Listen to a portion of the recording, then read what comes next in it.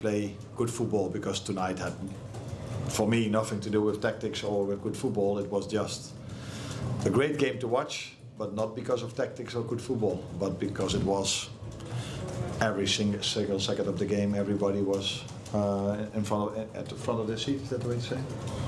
Liverpool are moving into the final days of the summer transfer window with a clear sense of ambition, determination, and what many insiders are calling a quiet confidence that their two priority deals can still be pushed over the line before the September 1 deadline.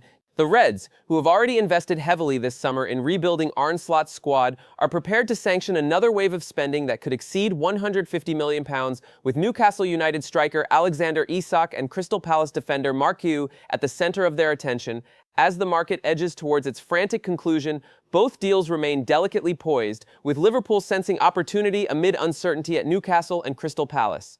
The situation has gripped supporters across the country, and it is now being seen as the defining storyline of this transfer window. Alexander Isak has been at the heart of Newcastle United's ongoing turmoil, with his desire to leave St. James's Park creating friction inside the club. The Swedish striker has already made his intentions clear. He wants to join Liverpool, and he has taken the dramatic step of withdrawing from full training, isolating himself from Eddie Howe's first-team group, and effectively placing himself on strike. He has missed preseason matches, he has missed the opening fixtures of the Premier League season, and he now appears more focused on international duty than on Newcastle's current campaign. For a player who scored more than 20 goals in the league last season and established himself as one of Europe's most exciting center forwards, this is a huge blow to the Magpies. And yet, from Liverpool's perspective, this is precisely the type of moment that can unlock a transfer of such magnitude. Newcastle's leadership had been hoping to smooth things over with Isak to persuade him to reintegrate into the team, but his stance has remained firm. Liverpool's first offer, a mammoth £110 million, was immediately turned down by the Tyneside club, who are holding out for closer to £150 million, a figure that would make Isak one of the most expensive transfers in Premier League history. And yet, even that sky-high valuation may ultimately depend on whether Howe and Newcastle's recruitment staff can find a viable replacement before deadline day. Wolves striker Jorgen Strand Larsen has been the #1 target, but two bids have already been rejected, the second of which was worth £55 million. Wolves are digging in, determined not to let go of their star forward, leaving Newcastle increasingly frustrated. Brentford's Yoane Wissa was also sounded out, but the Bees rebuffed a £40 million approach, making life even more difficult for Newcastle's recruitment team. Time is ticking, and Isak's transfer saga has placed enormous pressure on Newcastle's decision-makers. Bruno Guimarães, the club's captain, has spoken publicly about the awkwardness of the situation, admitting to ESPN Brazil that he has had no contact with Isak in weeks because the striker trains separately at different times.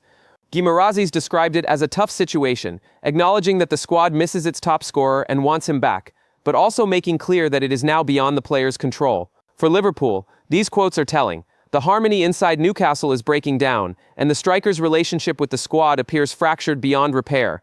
The Reds know that if they remain patient, and if Newcastle fail to land a replacement, a late deal may yet be forced. Meanwhile, at Anfield, there is a growing sense that another major defensive signing is close to completion.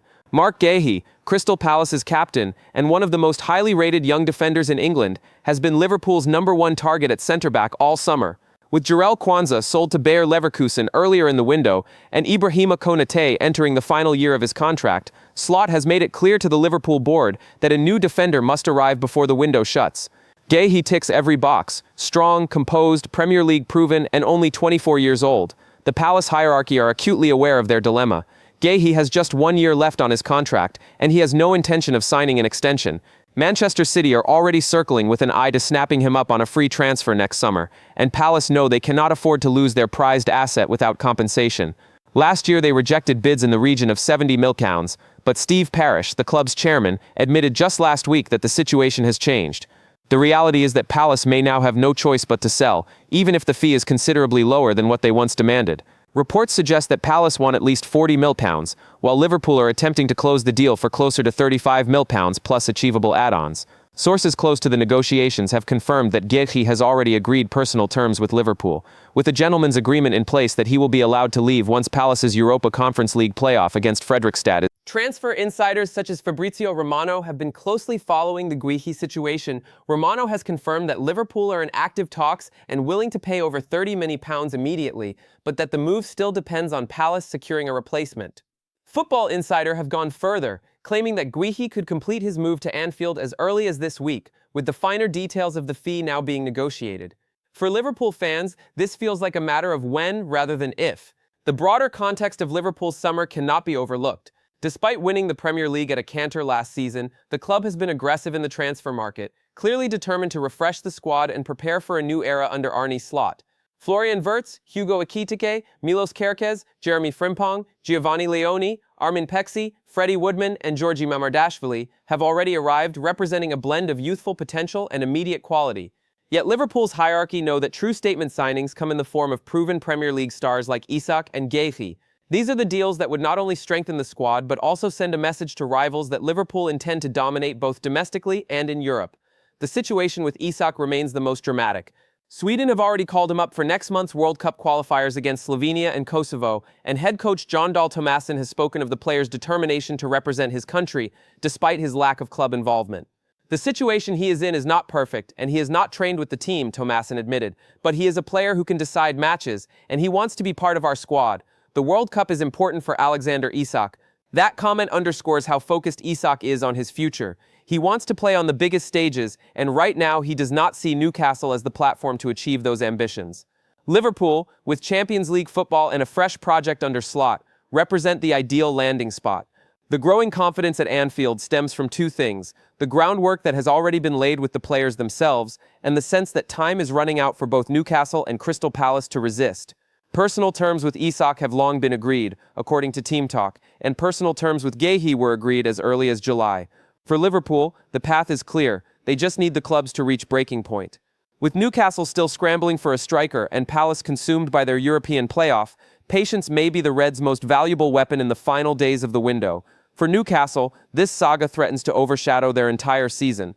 Losing their best striker after just 2 games, and in such contentious circumstances, would be a massive blow.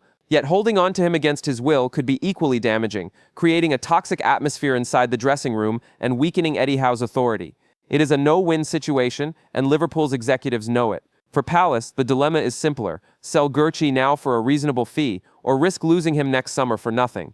In both cases, Liverpool have positioned themselves perfectly. As deadline day approaches, Liverpool's supporters are bracing themselves for what could be one of the most significant double signings in recent memory.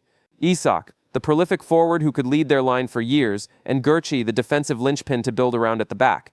The deals are not yet done, but the mood around Anfield is one of optimism, even expectation. In a transfer window already defined by bold moves and statement signings, Liverpool may yet deliver the biggest statement of them all.